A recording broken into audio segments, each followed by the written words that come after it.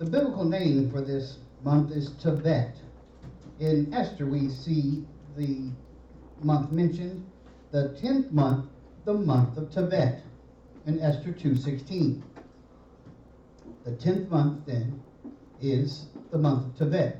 Now, usually it corresponds to December, January, but this year it came very early, and the first part of December, didn't it? Tevet is from the Akkadian word ṭebētu, which means goodness, which comes from the root word tov, meaning good or pleasant. Now, why is this month called good and pleasant? Well, we'll look at this. The month of Tevet is the darkest time of the year. Its days are the shortest of the year, and its nights are the longest. Tevet had to fall in the midst of Chanukah because we need light in the midst of darkness. Tevet invites us not only to begin anew in Rosh Chodesh and await the growing light of the moon, but also to remember that we have the power to, in reflecting our own light into the world by proclaiming Messiah, the true light of the world. Messiah is the light to the world, says John 10:22 through 23. Now, the constellation that is in the horizon when the sun rises is the constellation Gadi, or goat. And the world knows it as Capricorn. Now, that's interesting. Why have they put that denotation on the Gadi, or the constellation of the goat? The ancient Palestinians, or the Philistines, worship the goat. And this is an idol that we saw there in the museum there in Jerusalem. Goats were apparently the first species to be domesticated as livestock in the Middle East.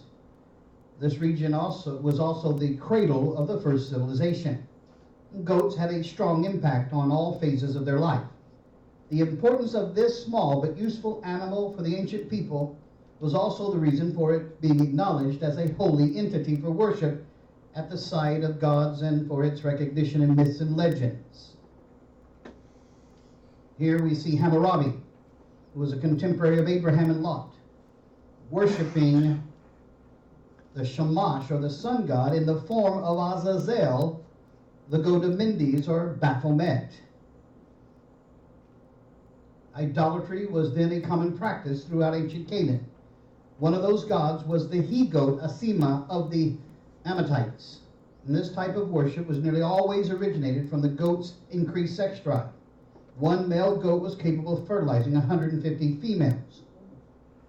The goat was commonly associated with witchcraft and the devil. This association was amplified in Egypt and in Canaan. The Babylonians had a myth that a being emerged from the Erythraean Sea who was part man and part fish, and thus adopted the deity into their culture in their earliest days in history. There have also been discoveries of the fish god in the sculptures found in Nineveh, Assyria. However, it was amongst the sea people known as the Philistines that the fish god achieved predominance. Baal Dagon was the chief god of the Philistines. This image shows that the idol was represented in the combination of both man, or goat, and fish. The name Dagon is derived from Dag, which means fish. Although there was a deep affection for Dagon worshippers to their deity, the symbol of a fish in human form was really meant to represent fertility and the life-giving powers of nature and reproduction.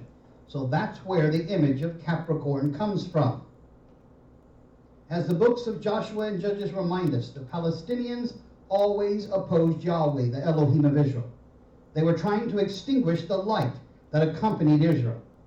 Ever when Israel forgot Yahweh, they were delivered into the hands of the Palestinians as judgment. And it really hasn't changed much. No. The hybrid fish god represents Nimrod the sun being resurrected from the womb, the waters of life, in the person of Tammuz. Stone relief from a laver in a Dagon temple at Nineveh, Assyria, depicts their priest all wearing the fish mitre and robe. We see that in modern day Romanism. We're told, do not learn the way of the heathen. Do not be dismayed at the signs of the heaven, for the heathen are dismayed at them. Jeremiah 10:2 says. In 1 Samuel 5, it says, when the Palestinians or Philistines took the ark of Elohim, they brought it into the temple of Dagon and set it by Dagon. And when the people of Ashdod arose early in the morning, there was Dagon fallen on his face to the earth before the ark of Yahweh. So they took Dagon and set him in his place again. And when they arose early the next morning, there was Dagon falling on his face to the ground before the ark of Yahweh. The head of Dagon and both palms of his hands were broken off on the threshold. Only the torso of Dagon was left of it.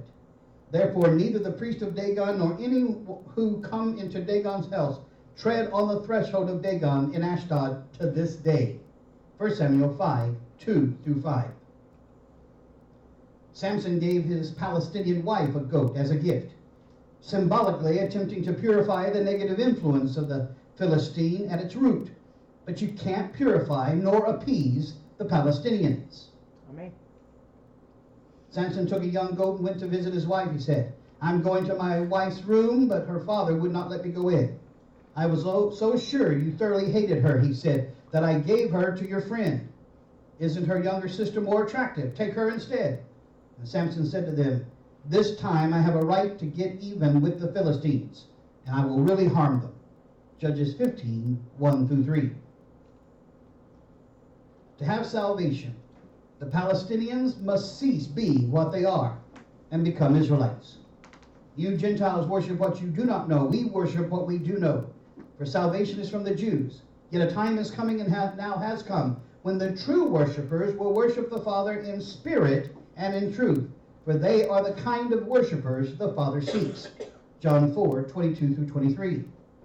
And you, Gentiles, he made alive, who were dead in trespasses and sins in which you once walked, according to the course of this world, according to the prince of the power of the air. And one translation says, the power of myths, the spirit who now works in the sons of disobedience, among whom we all once conducted ourselves in the lust of our flesh, fulfilling the desires of our flesh and mind, and were by nature children of wrath, just as the others. But Yahweh, who is rich in mercy because of his great love in which he loved us, even when we were dead in our trespasses. He didn't wait for us to cleanse ourselves. Oh, he came and got us, made us alive together with Messiah, and raised us up together and made us sit together in heavenly places in Messiah Yeshua, that in the world to come, or the ages to come, he might show the exceeding riches of his grace and his kindness towards us in Messiah Yeshua. For by grace you've been saved through faith, and that not of yourself. It is the gift of Yahweh, not of works, lest anyone should boast. For we are his workmanship, created in Messiah Yeshua for good works, which Yahweh prepared beforehand that we should walk in them. Therefore, remember that you, once Gentiles in the flesh, who were called uncircumcision, by what is called the circumcision made in the flesh by hands, that at that time you were without Messiah, being aliens from the commonwealth of Israel and strangers from the covenants of promise, having no hope and with Yahweh in the world. But now, in Messiah Yeshua, you who once were far off have been brought near by the blood of Messiah. Ephesians 2, 1-13. So you've got to stop being a Gentile and come into the commonwealth of Israel through the precious blood of Yeshua. It's your choice. Amen. For Messiah himself is our peace, who has made the two one. That's Judah and Ephraim. And he's destroyed the barrier, the dividing wall, by abolishing in his flesh the hatred for the Torah with its commandments and regulation. His purpose was to create in himself one new man out of the two, thus making peace. And in this one body to reconcile both of them to Yahweh through the gallows, by which he put to death their hostility. He came and preached peace to you who were far away in the diaspora, and peace to those who were near in Judea. For through him we both have access to the Father by one Spirit. Amen. Consequently, you're no longer foreigners and aliens, no longer Gentiles, but fellow citizens with Yahweh's people, Israel, and members of Yahweh's household, the commonwealth, built on the foundation of the apostle, who had the testimony, and the prophets, who have the Torah, with Messiah Yeshua himself as our chief capstone. In him, the whole building is joined together and rises to become a holy temple in Yahweh. And in him, you too are being built together to become a dwelling in which Yahweh lives by his Spirit. Ephesians 2, 14-22.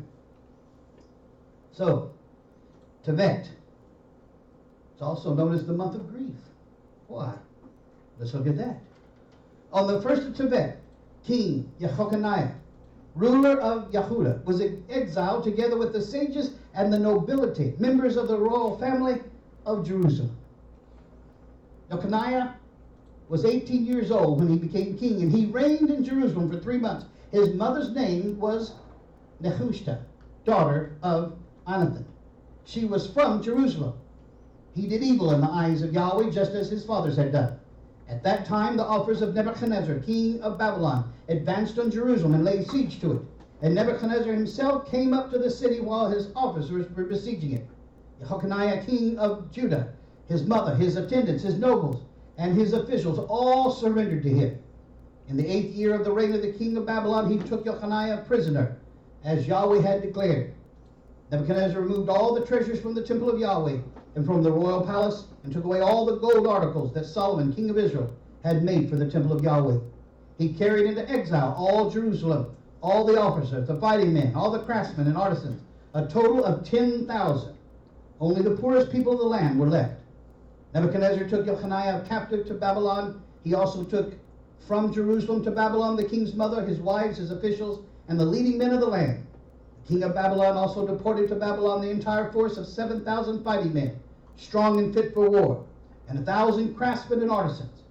He made Mattaniah, Jeconiah's uncle, king in his place, and changed his name to Zedekiah. 2 Kings 24, 8 through 17.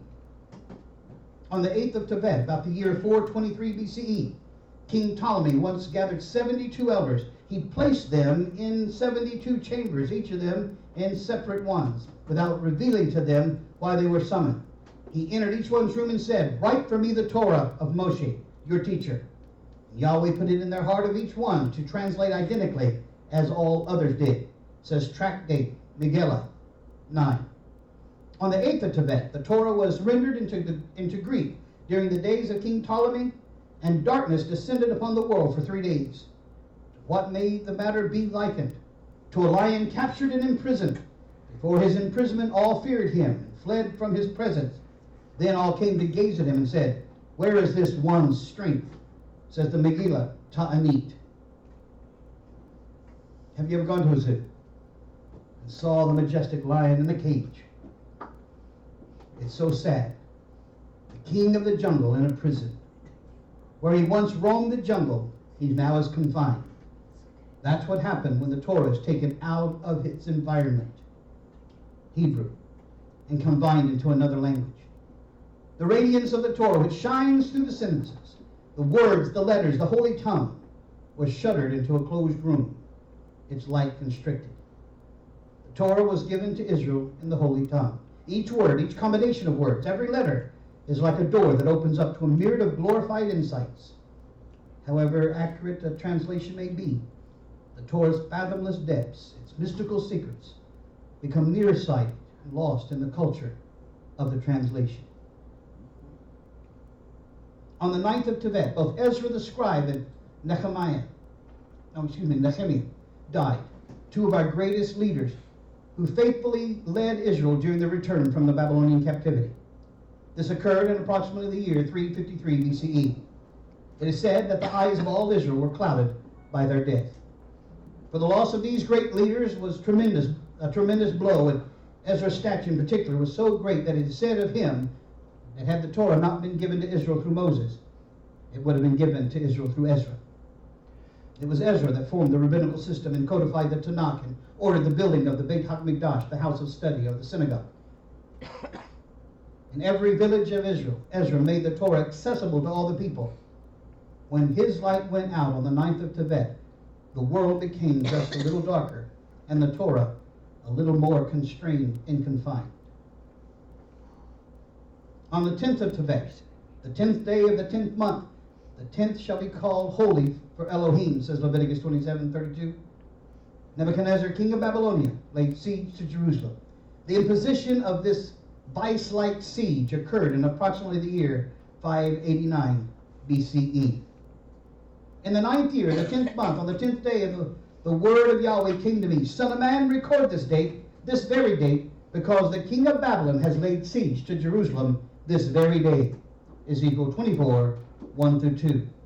So in the 9th year of Zedekiah's reign, on the 10th day of the 10th month, Nebuchadnezzar, king of Babylon, marched against Jerusalem with his whole army. He encamped outside the city and built siege works all around it. The city was kept under siege until the 11th year of King Zedekiah. By the 9th day of the 4th month, the famine in the city had become so severe that there was no food for the people to eat. Then the city wall was broken through, and the whole army fled at night through the gate between the 2 walls near the king's garden. Though the Babylonians were surrounding the city, they fled towards Arabah. 2 Kings 25, 1-4. The walls of Jerusalem were subsequently breached on the 17th of Tammuz, during the 3rd year of the siege, and the temple destroyed on Tisha B'Av, the 9th of Av, the saddest day in the Hebrew calendar, the day of destruction of both temples, and the most sober fast day. But the start of the siege set the stage for both of those tragic events. It was for this reason that the prophets and the other Jewish leaders at the time set Asara Tevet, the 10th of Tevet, as a day of fasting for Israel. The 4 fasts are Asar Tevet, the 10th of Tevet in the winter, Sheva Asar Tammuz, the Tammuz 17 in the summer, Tish B'Av, the 9th of Av in the summer, and Tzom Gedalia, that's Tishri 3rd in autumn. This is what Yahweh says. The fasts of the 4th, 5th, 7th, and 10th month will become joyful and glad occasions and happy festivals for Judah. Therefore, love truth and peace. Zechariah 8, 18-19. What else happened on the 10th of Tevet? The prophet Jeremiah bought a field at Anatoth and prophesied, houses and fields and vineyards shall yet again be bought in this land in 587 BCE. In other words, at Israel's return, we'll see this happen. The death of the prophet Zechariah ben Bechariah and Malachi, the last of the prophets of Israel. The capture of Jerusalem in 37 BCE by King Herod, which ushered in his long reign. The decree for the elimination of Jews from German economic life took effect on that day in 1939. And the Nazi district commander of Warsaw decreed that no Jew was to greet a German in public in 1939 on the 10th of Tevet. But I'm here to tell you, darkness can't reign forever. When the light comes, the darkness must flee. A siege does 2 things. Stops the beleaguered city from obtaining help and sustenance from the outside so that it can be easily vanquished. But more spiritually important, a siege also stops anyone or anything from getting out. Israel was commanded by Yahweh, although the whole earth is mine, you will be for me a kingdom of priests and a holy nation, in Exodus 19:6. It is the mission of Israel to get the Torah out to the nations. The 10th of Tevet is a tragedy of such enormous proportions because ever since that day, the Torah itself was confined under a siege. It is from Sion that the Torah emanates to the world, and Sion was put under siege on the 10th of Tevet. The Redeemer will come to Sion, to those in Jacob who repent of their sins, declares Yahweh. That's the key.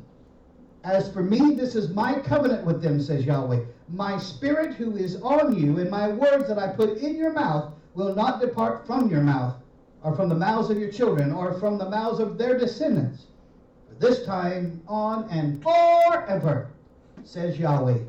Isaiah 59, 20-21. By this then will Jacob's guilt be atoned for, and this will be the full fruitage of the removal of his sins, when he makes all altar stones to be like chalk stones crushed to pieces. No Asherah trees, the decorated evergreen trees brought in the house in winter as symbols of the goddess Asherah and her newborn baby Tammuz. Our incense altars will be left standing, says Isaiah 27:9. I do not want you to be ignorant of this mystery, brothers, so that you may not be conceited. Israel has experienced a hardening in part. Under the full number of the nations has come in, and so all Israel will be saved. As it is written, the deliverer will come from Sion. He will turn godlessness away from Jacob, and this is my covenant with them when I take away their sins. Romans 11:25-27. So we've got to get rid of our Asherah poles, don't we? We've got to get rid of those altars, those incenses that are burnt to this time of the season, and return to Yahweh and His holy service. Jeremiah 10:2-4 says, "It is but a tree which one cuts out of the forest. They deck the idol with silver and with gold. They fasten it with nails and with hammers so it doesn't fall over." We must destroy them and get them out of our lives. The days are coming, says Yahweh, when I will make a new covenant with the house of Israel and the house of Judah, not according to the covenant that I made with their fathers in the day that I took them by the hand to lead them out of Egypt. My covenant which they broke, though I was a husband to them, says Yahweh. But this is the covenant that I will make with the house of Israel after those days, says Yahweh. I will put my Torah in their minds and write it upon their hearts. I will be their Elohim, and they'll be my people. No more shall every man teach his neighbor and every man his brother, saying, Know Yahweh, for they shall all know me, from the least of them to the greatest of them, says Yahweh. For I will forgive their iniquity and their sin I'll remember no more, says Jeremiah 31:31-36. Everyone who calls upon the name of Yahweh will be saved. For Mount Sion and in Jerusalem there'll be deliverance, as Yahweh has said, among the survivors whom Yahweh calls. Joel 2:32. That implies there's going to be another siege. Blessed is the man that does these things. What things? Loves my name. Loves the name of Yahweh. Therefore my people shall know my name, says Isaiah 52:6. And truly indeed, this is the reason I've raised you up. This is the reason why you're born, to show my power in you, and that my name may be declared through all the earth. Exodus 9:16. So Exodus 19:6 says we are a kingdom of priests. Exodus 9:16 says we declare the name. Our Messiah came as a Torah warrior out of Zion to attack that siege that the enemy has brought against us, trying to constrict the Torah. Do not think that I've come to destroy the Torah or the Nevi'im, the prophets. I did not come to destroy, but to fulfill. Ṭebētu, to rightly divide the word of truth. For surely I say to you, till heaven and earth pass away, not one yod, the smallest letter in the Aleph Bet, not one tav, the accent marks above the letters, will by no means pass from the Torah till all is fulfilled. Whoever therefore breaks one of the least of these commandments and teaches men to do so shall be called least in the kingdom of heaven. And whoever does and teaches them shall be called great in the kingdom of heaven. For I say to you that unless your righteousness exceeds the righteousness of the rabbis of the Torah and the Parushim, the Pharisees, the separated ones, you will by no means enter the kingdom of heaven, says Matthew 5:17-20. That Greek word, kataluo, interpreted in Matthew 5 as abolish, was a term used to describe an interpretation that was not correct or was subversive. But the Greek ṭebētu, interpreted as fulfill, was used to describe a proper interpretation of Scripture, to render the full meaning. The word coincides with the Hebrew word basar, which means full message or meaning. He's warning, I have come to fulfill the Torah, but do not think that by fulfilling it, I'm thereby abolishing it, he says. He's come to rightly divide the word of truth. By promoting the blasphemous idea of the abolition of the Torah, or that it was somehow optional, these false teachers are taking away the very teachings that fuel the holy light, even the very fuel of Messiah Yeshua's light. They will be fooled by evil spirits and by teachings that come from devils. 1 Timothy 4:1 says. It's the devil that has told the people that the Torah has been done away with. In the beginning was the Torah, and the Torah was with Elohim, and the Torah was Elohim. He was in the beginning with Elohim, and all things were made through him. And without him nothing was made that was made. In him was light, and the light was the light of men. And the light shines in darkness, and the darkness must flee. It cannot comprehend it. John 1:1-5. Behold, the days come, saith sovereign Yahweh, that I will send a famine in the land, not a famine of bread, nor a thirst of water, but the hearing of the words of Yahweh, the Torah. And they shall wander from sea to sea, and from north even to the east. And they shall run to and fro, and seek the word of Yahweh, and shall not find it. Amos 8:11-12. I'm reminded in the 60s how many of the stars would go to India trying to find enlightenment. Oh, yes. Commune with God, they said. And all along, if they wanted to find Yahweh, he was in the pages of the Torah and the testimony. Arise, shine, for the light is come. The glory of Yahweh is risen upon you. For behold, the darkness shall cover the earth, and deep darkness the people. But Yahweh will arise over you, and his glory will be seen upon you. The Gentiles shall come to your light, and kings to the brightness of your rising. Isaiah 60:1-3. By teaching the Torah is abolished, these blasphemers are ministering eternal darkness. Many pastors have destroyed my vineyard. They have trodden down my portion under the foot. They have made my pleasant portion a desolate wilderness. They have made it desolate, and being desolate it mourneth unto me. The whole land is made desolate, because no man layeth it to heart. Jeremiah 12:9-11. Woe to the pastors, Jeremiah 23:1 says, that seek to abolish the Torah, those who are held responsible or accountable to Yahweh, who appointed them. My brethren, let not many of you become teachers, knowing that we shall receive a stricter or a double judgment, says James 3:1. Let no one deceive you by any means, for that day will not come unless the falling away or the rebellion comes first, says 2 Thessalonians 2:3. Now the Spirit expressly says that in the last days some will depart from the faith, giving heed to deceiving spirits and doctrines of devil, speaking lies and hypocrisy, having their own conscience seared with a hot iron, says 1 Timothy 4:1-2. It's to the Torah and to the testimony. If they don't speak according to this word, it's because there is no light in them, says Isaiah 8:20. There is a way that appears right, but the end leads to death, says Proverbs 14:12 and 16:25.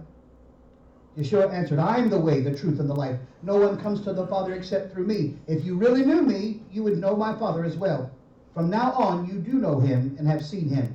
John 14:6-7. Enter through the narrow gate, for wide is the gate and broad is the road that leads to destruction. Many enter through it, but small is the gate and narrow is the way that leads to life, and only a few find it. Matthew 7:13-14. This faith originated with Abraham, Isaac, and Jacob. Beloved, while I was very diligent to write to you concerning our common salvation, I found it necessary to write to you, exhorting you to earnestly contend for the faith which was once delivered to the saints. John 1:3. It is the faith of the Torah. Remove from me the way of lying, and grant me your Torah graciously. I have chosen the way of truth. Your judgments I have laid before me, says Psalms 119:29-30. Your Torah is the truth, says Psalms 119:142. As we seek the true light of Torah, King Messiah Yeshua provides the means by which our fleshly weakness can be overcome and our transgressions of the Torah be forgiven, as we continue our walk of sanctification, continually seeking the greater illumination of the secrets of the Torah in our lives. For they, being ignorant of Yahweh's righteousness and going about to establish their own righteousness, have not submitted themselves unto the righteousness of Yahweh. For Messiah is the goal of the Torah for righteousness to every one that believeth. For Moses describeth this righteousness which is of the Torah, that the man which does these things shall live by them. Romans 10:3-5. It is through Messiah that we are able to strive to live by the instructions and teachings, the Torah of our Creator, Yahweh.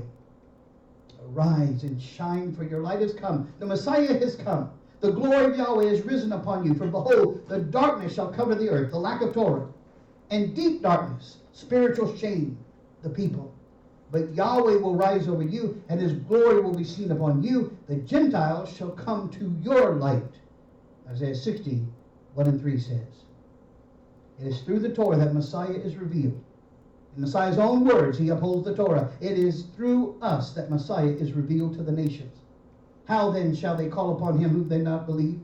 How shall they believe in him of whom they not heard? And how shall they hear without a preacher? Romans 10:14. This full messianic message of the kingdom will be preached in the whole world as a testimony to all the nations, and then the end will come. Matthew 24:14 says. Consequently, faith comes from hearing the message, and the message is heard through the word of Yahweh. Romans 10:17. That's my message. And that's the meaning of the month of Tevet. Amen. Well, it's not by might nor by power, but by my spirit, says Yahweh. Amen. Amen. Right.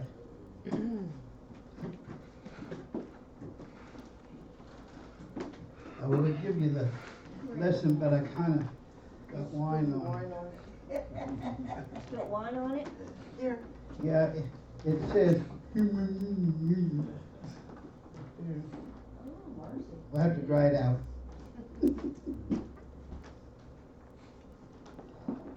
I got excited and bumped it. The salt. I said, no, it's crazy. Hey, give me the microphone. Give me the mic. Give me the headset. I need the battery to kind of stay on. Oh, it's already off. Must have, when did it go off? Just now, I guess, it's still working. Okay, hold on. Okay, perfect timing. Perfect time. That's what I like right there.